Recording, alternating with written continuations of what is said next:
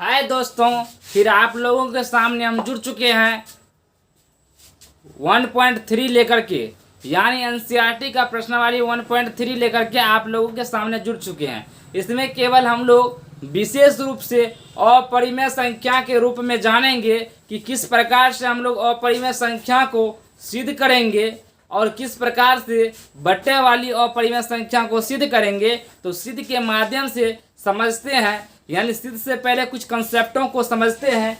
जब कोई भी संख्या, किसी भी संख्या का वर्ग, मान के चलिए 15 का ही वर्ग को 5 से भागा देना है तो इसका मतलब 15 का स्क्वायर से यदि 5 कटेगा, इसका मतलब 15 भी 5 से कटेगा। कहने का मतलब है जब पी स्क्वायर से 2 से कटेगा, इसका मतलब पी भी 2 से डिविजिबल होगा।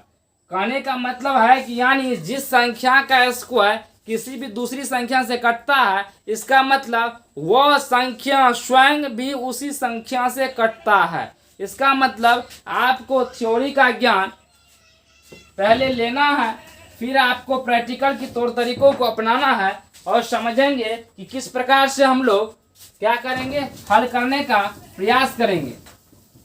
तो समझते हैं कि किस प्रकार से सिद्ध की जाती है किसी भी अपरिमेय संख्या को। तो यहाँ पे पहला क्वेश्चन है कि सिद्ध कीजिए कि √5 एक अपरिमेय संख्या है।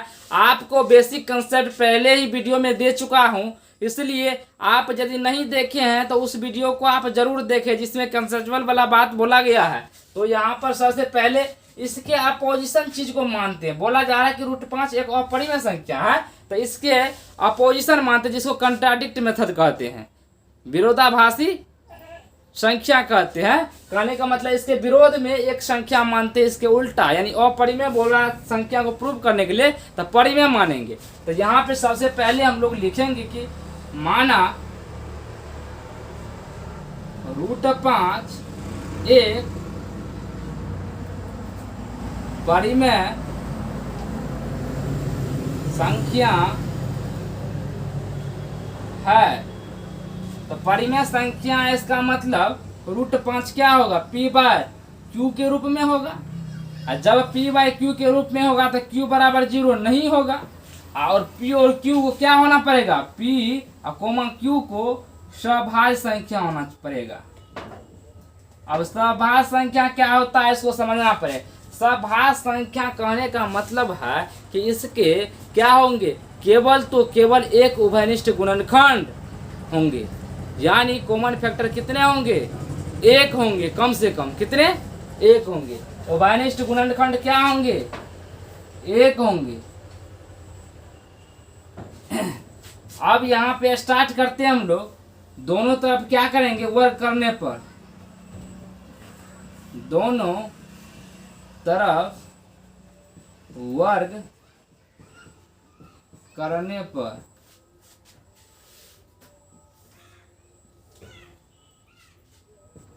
अब देखते हैं इसका वर्ग करेंगे और p/q का वर्ग करेंगे। तो √5 का वर्ग 5 हो गया, p का स्क्वायर p स्क्वायर, q का स्क्वायर q स्क्वायर।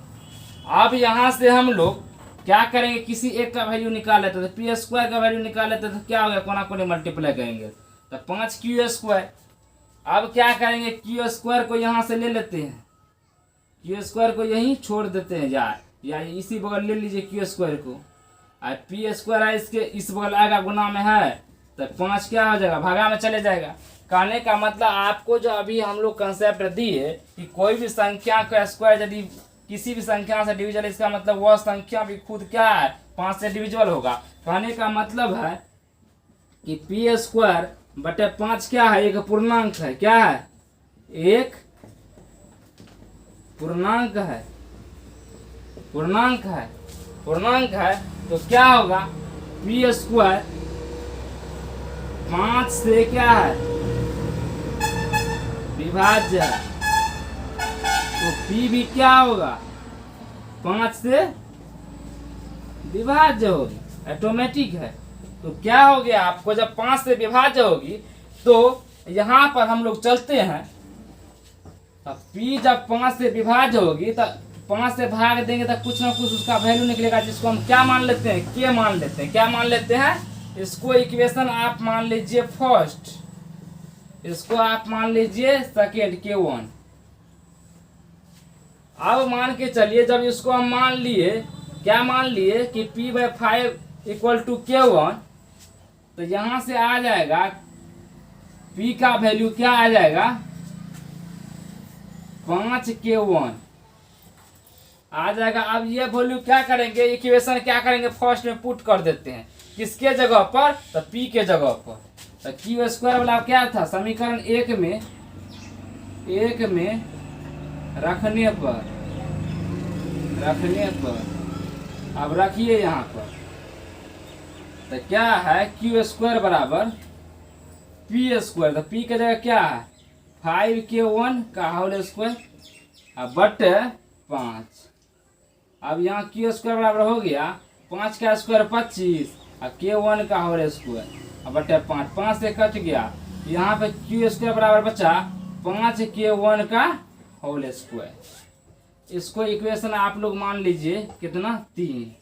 अब यहाँ पे देखिए क्या करना है, K1 का यहाँ से क्या करेंगे, वैल्यू निकाल लेते हैं। तो क्या होगा, Q² बटे 5।